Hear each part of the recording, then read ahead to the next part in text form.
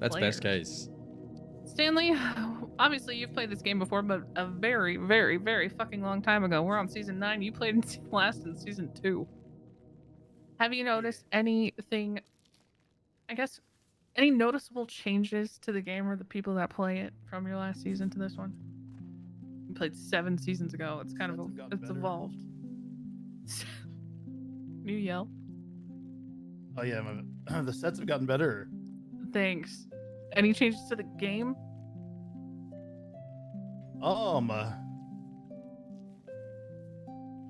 Well, back when I played it, we were still allowed to have our phones, so True. Yeah, I mean, there's a lot less you know, shady dealings over text. Okay. All of you, question for anybody who wants to answer it. What are you guys focusing on right now? Are you sticking as a tribe and saying, oh, let's make the strongest team? That's what'll prevent us from going to tribal. Or are alliances starting to split off? Or a bit of both?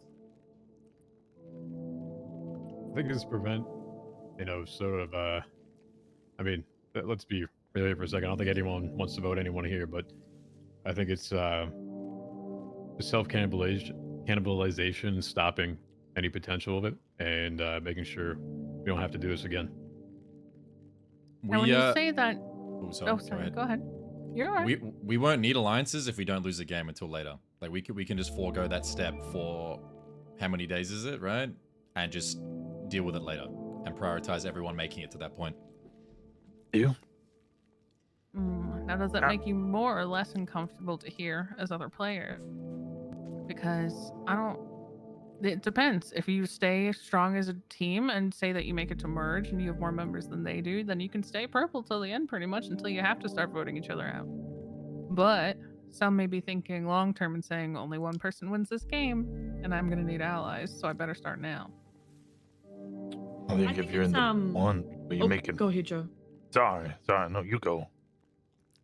I mean, I think it's pretty inevitable that alliances form. You know, there's just some natural born ones that you can see, you know, just from synergy and from you know, commonalities. But I think the most important thing is that we go past those and make sure that we talk to everybody and kind of get what everybody's feeling, even if they're not your first go-to, which I think we're doing. I think we're trying our best to work with the situation we have, which is not a good one. Hopefully this will be our last, but yeah, we'll see. Yeah, I think it's too early for people to be splitting off and trying to pit people against each other and making alliances. We're a team, we're united, we do the best for what's all of us. I start fracturing, the groups will shatter very quickly. I think what Dixie said is kind of just the reality of it. Naturally, some people are just going to get on better than others. I do think, as a whole, we have great synergy on this tribe. I think everybody has tried to be as helpful as they can be in the challenges. And, you know, this early in the game, I mean, the understanding, I believe, is that we're just trying to operate in a way that will keep us strongest going forward. So like everybody's been saying, we don't find ourselves back here again. It's not somewhere I want to be. I don't think anybody wants to be here ever again until the final tribal when they call your name to win the money.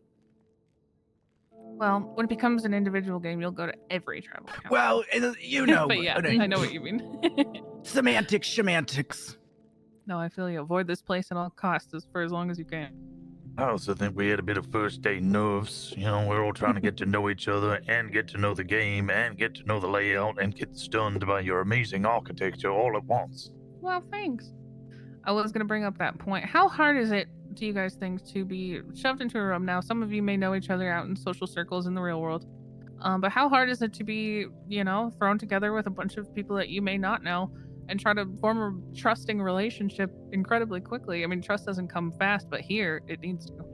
I think honestly, this group, like even from when we met up outside before the games really started, I think we all kind of got on pretty well. And you know, we've been saying we're keeping things icy in camp, not out of camp. So you know, I think collectively it's been pretty easy to mesh with this group.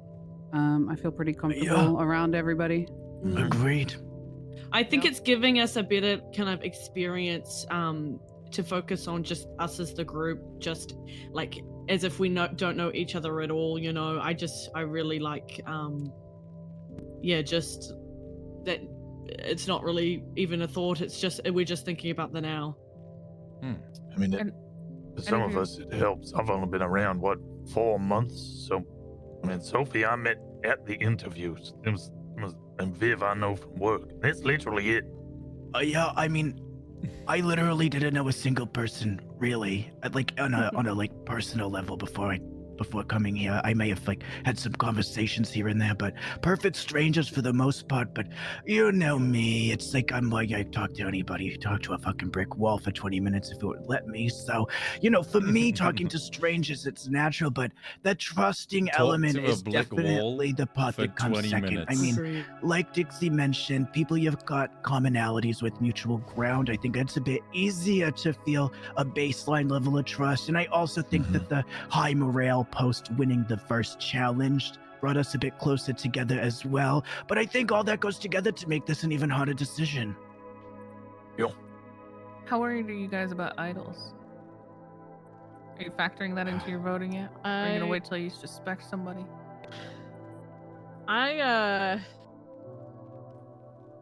I'm super paranoid about idols, I'm not gonna lie.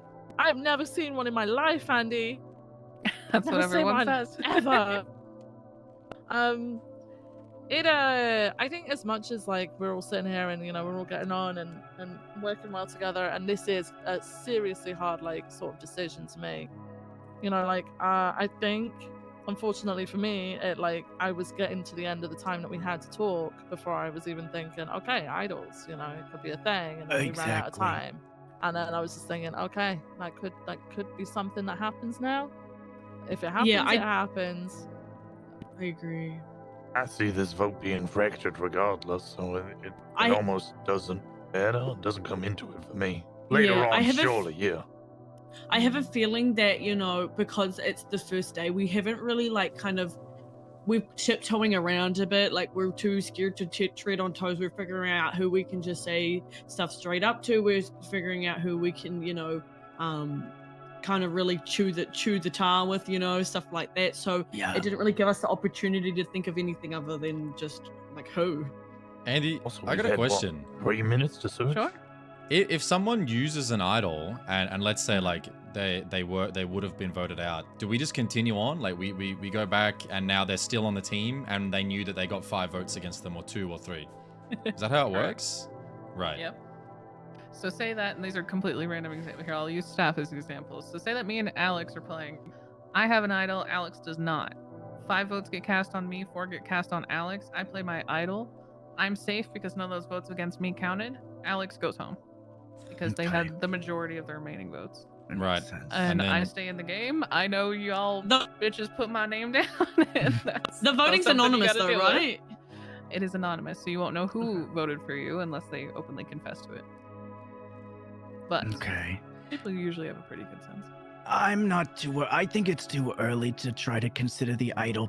To be honest, there's a whole bunch of people sitting here. We have not done this before. Everyone's trying to have a conversation. We're trying to figure out how we're going to make this awful decision. It's just too much to be considering all that. At least in my opinion, there could be someone sitting amongst us with an idol, and maybe it could save them tonight. But I'm not taking that into consideration with my vote tonight. Okay. Final question for you guys. How much do you plan on, and obviously this won't really apply to Stanley or Viv, how do you guys view returning players? I keep at least 2 slots open every season because I think having 1 returning player on each team helps people get into just how this runs. They help steer people in the direction of how this event goes and kind of help them catch up faster if they've never seen it before. But at the same time, they've played before, and if they're winners, that's terrifying. But at the same time, they might have really useful information on how they've seen this game go. Do you guys view them as more of a threat or more of an asset? If we're Or a talking bit of both? specifically this round, I think it would be an asset because we're all, I mean, from the discussions I've had and my own thought process, we all kind of don't really know who to go and we don't really want to lose anyone. So if we get them back, fucking ideal. I Alright. find that it's been helpful thus far. But your point is valid, Andy. I mean, it can definitely be something that can help and hurt you in the long run. I think it's one of those things that early on, getting that heads up, that little 1-2 on how things go, super helpful. But exactly what you said, these people might have super valuable information, and whether or not they choose to share that is a different conversation. Absolutely. Especially when it comes to challenges, some are repeated every so often. What? Hold on. Thank you, Veronica. Sorry, some people burned themselves in their campfire upstairs. With that being said, let's see